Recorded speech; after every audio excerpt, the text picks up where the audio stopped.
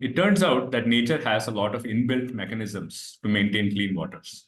And I want to take some time to perhaps just mention how nature works. These are all things that I'm sure you all know very well, but I just wanted to mention a couple of points just to refresh and to set the stage for our thinking along how to solve the problems that are confronting our environment. So in nature, in every naturally healthy water body, what you have is a set of plants, right? So these are plants that grow on the bed of the lakes or the rivers or the oceans. And you also have, these are macroscopic in size.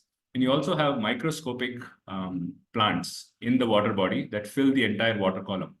These microscopic plants are called algae, right? So there are many different types of algae in the water body. And these play a very, very important role in the water system, water ecology.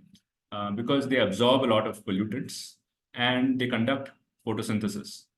And they conduct this photosynthesis with the help of dissolved carbon dioxide and sunlight, which penetrates into that water body and enables photosynthesis to happen. It's as a result of this photosynthesis that oxygen is produced, right? And this oxygen is then used for all the aquatic life for their respiration purposes, as well as, very importantly, the aerobic bacteria, which do the job of breaking down all the suspended organic matter and the sludge that sits in the bottom of the water body. So the oxygen that is produced is used by the bacteria, and then the organics are broken down, and then the broken down minerals and compounds are again used by the plants for their growth, right? So there is a nutrient cycling that happens in every water body. Right? So this is how nature does its job. And just in this table, I just wanted to point out to you the very important role of zooplankton. So in the aquatic food pyramid, you have the primary producers that are plants. And then you have a species called the zooplankton, which consumes that those set of algae. And then there are higher order fish that consume the zooplankton. It turns out that the zooplankton not only consumes the microalgae, but they also consume pathogenic bacteria and mosquito larvae. So when you have a very abundant population of microalgae in the water body, you will trigger high levels of zooplankton population. And that has a very important effect in the prevention of malaria and dengue in the water body, right? So it really helps the entire ecosystem to be set up very well and improves biodiversity. Right? So this is how nature really functions.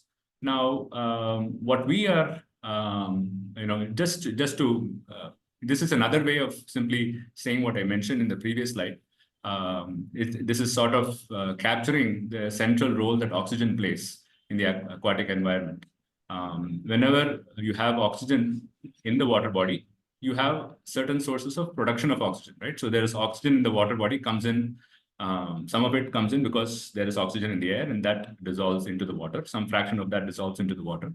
You also have photosynthesis from algae, which is what I mentioned earlier, right? So these are the two sources of oxygen that is being generated inside the water body.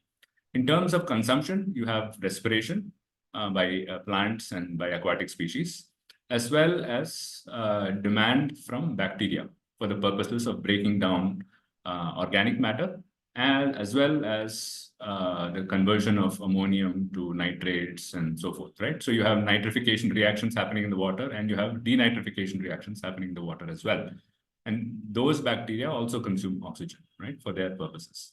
So this is what happens. It turns out that the aerobic bacteria also break down the organics as well as the algae that are dying, right? So because that is also made up of organics. So so regardless of whether the organics come from an industrial source or from a biological source, they are broken down with the help of aerobic bacteria.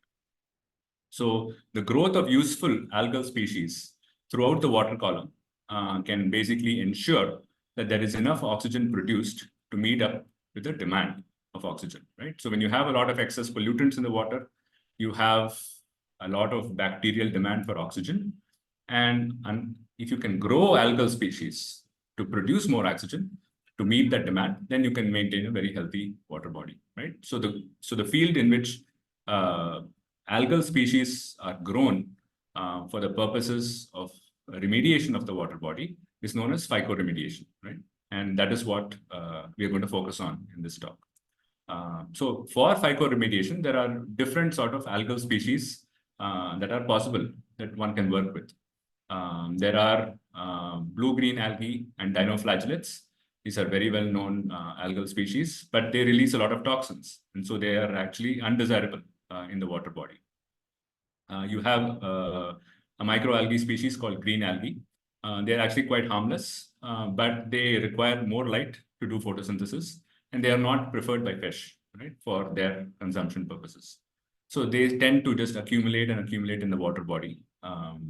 And that is sort of part of the nuisance that we see in many of the lakes here, right? Another prominent algal species are known as coccolithophores. But these species are predominantly found in the ocean environment and not so much in freshwater bodies on land. So this, again, we can't really work with this species in order to re-establish a thriving ecosystem on land-based water bodies. Right? So what's left? You have something called the diatom. It turns out that diatoms are a very, very important species. Diatoms, account for nearly 25% of primary food production in water bodies. They require very little light for photosynthesis, which means that they can actually survive at tremendous depths in the water body, because at those depths, whatever little light is coming into those depths, that is sufficient to do photosynthesis and for them to grow, right? So diatoms also have a wall made up of silica, and so they absorb a lot of the silica in the environment and use that to fuel their growth, right? So silica is essential for the growth of diatoms, and that is very important because this is growing diatoms is then again a pathway to reducing silica, excess silica in the water environment, which is required for many applications.